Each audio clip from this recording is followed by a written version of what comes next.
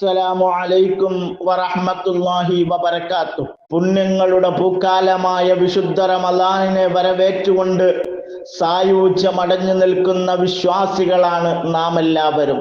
റമളാനിന്റെ ഒന്നാമത്തെ ദിവസത്തിലെ പകൽ പകുതി പിന്നിടാൻ വേണ്ടി പോവുകയാണ്. ഈ സന്ദർഭത്തിൽ നാം ആലോചിക്കേണ്ട ഒരുപാട് കാര്യങ്ങളുണ്ട്. ഒരു പരിശീലന കളരിയായി ഈ 30 ദിവസത്തെ മാറ്റേണ്ടതുണ്ട്.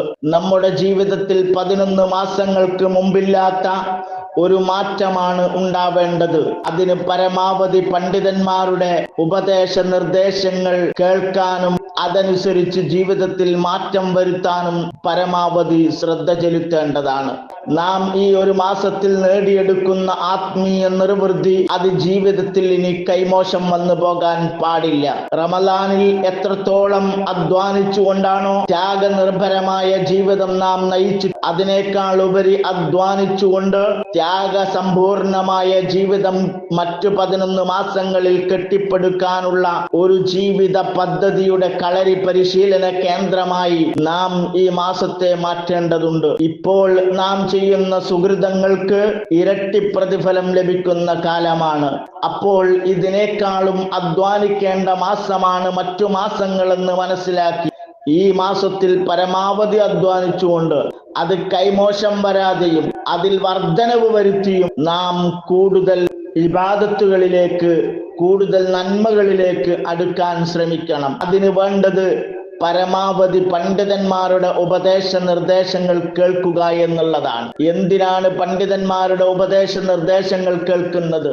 നാം ഈ വിശുദ്ധമായ റമളാനിൽ ചെയ്തുകൊണ്ടിരിക്കുന്ന ഓരോ സുഹൃതങ്ങളും സ്വീകരിക്കുന്നതാവണമെങ്കിൽ ആ സുഹൃതം എങ്ങനെയാണ് ചെയ്യേണ്ടതെന്ന് നമുക്കറിയേണ്ടതുണ്ട്. ഒരു വാഹനം ഓടിക്കുമ്പോൾ ആ വാഹനം ഏത് റൂട്ടിലൂടെ കൊണ്ടുപോയിക്കൂടാ, ഏത് റൂട്ടിലൂടെ കൊണ്ടുപോകണം, ഓരോ സ്ഥലത്തും എത്ര സ്പീഡിൽ പോകണം, എത്ര സ്പീഡിൽ പോയിക്കൂടാ എന്നൊക്കെ അറിഞ്ഞാലാണ് ആ വാഹനം തട്ടാതെ മുട്ടാതെ അപകടപ്പെടാതെ നമുക്ക് മുന്നോട്ട് കൊണ്ടുപോകാൻ സാധിക്കുകയുള്ളൂ. ഇതുപോലെ നമ്മുടെ ഇബാദത്തുകൾ എങ്ങനെയാണ് ചെയ്യേണ്ടത്, അതിൻ്റെ നിബന്ധനകൾ എന്തൊക്കെയാണെന്ന് അറിഞ്ഞു വെച്ച് വേണം നാം ഓരോ ഇബാദത്തുകളും നമ്മുടെ ജീവിതത്തിൽ പകർത്താൻ. അപ്പോഴാണ് അത് സ്വീകാര്യമാവുക. സ്വീകാര്യമായാൽ മാത്രമാണ് അള്ളാഹുവിന്റെ അടുക്കൽ വിജയികളാവുക. ആ വിജയത്തിനുള്ള ഏകമാർഗം ഇന്ന് നമ്മുടെ മുമ്പിലുള്ളത് പണ്ഡിതന്മാരുടെ ഉപദേശ നിർദ്ദേശങ്ങൾ കേൾക്കുക എന്നുള്ളതാണ്. അതുകൊണ്ട് തന്നെ ശൈഖുനാ കാന്തപുരം ഉസ്താദിന്റെ ഈ പ്രഭാഷണം റമളാനിന്റെ ഒന്നാമത്തെ ദിവസം നിങ്ങൾ ആദ്യം മുതൽ അവസാനം വരെ കേൾക്കുക. സിംഹം മുന്നിൽപ്പെട്ടപ്പോൾ ഉണ്ടായ ഒരനുഭവം പങ്കുവെക്കുന്നുണ്ട്. ആ സിംഹത്തിന്റെ മുന്നിൽ നിന്ന് എങ്ങനെയാണ് രക്ഷപ്പെട്ടത് എന്ന് ബഹുമാനപ്പെട്ട ശൈഖുനാ കാന്തപുരം ഉസ്താദ് പറയുന്നുണ്ട്. ശ്വാസമടക്കി പിടിച്ചുകൊണ്ടല്ലാതെ നമുക്കത് കേൾക്കാൻ സാധിക്കുകയില്ല.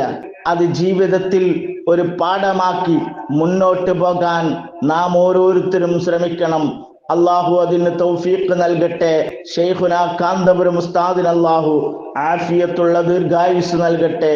ഈ പരിശുദ്ധ റമളാൻ നമുക്കനുകൂലമായി സാക്ഷി നിൽക്കുന്നവരിൽ നാം ഏവരെയും ഉൾപ്പെടുത്തട്ടെ.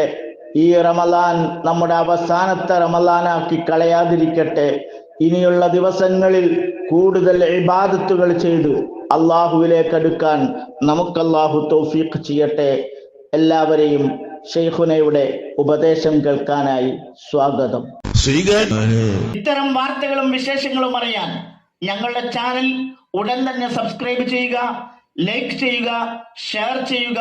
ജനങ്ങളിലേക്ക് എത്തിക്കണമെന്ന് നിങ്ങൾ ആഗ്രഹിക്കുന്ന വാർത്തകളും വിശേഷങ്ങളും പ്രമുഖരുടെ പ്രഭാഷണങ്ങളും ഞങ്ങളുടെ വാട്സപ്പ് നമ്പറിലേക്ക് അയച്ചു തരിക.